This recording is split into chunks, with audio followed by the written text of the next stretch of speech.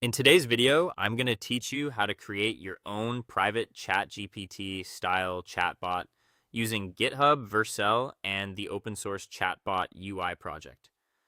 We're going to walk through the full setup from start to finish in a simple, practical way, so you can get this running even if you're not deeply technical.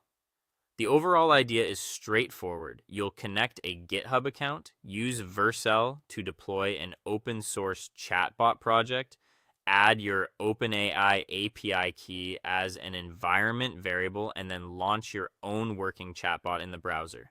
To begin, create a GitHub account if you don't already have one, or sign in if you do. GitHub is where the project code lives, and it also makes it easy to copy the project into your own account so you can deploy it. Once you're logged in there, do the same for Vercel. Create an account or sign in, since Vercel is the platform that will host and deploy your chatbot for you. Next, get your OpenAI API key. This key allows the chatbot interface to connect to OpenAI and generate responses.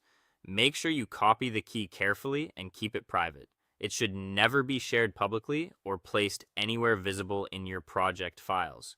You'll only add it in a secure environment variable section during setup. After that, open the open source chatbot UI repository. This is the project you'll be using as the base for your chatbot. Once you're on the repository page, either fork it to your own GitHub account or use the option to deploy it directly with Vercel, depending on the workflow provided.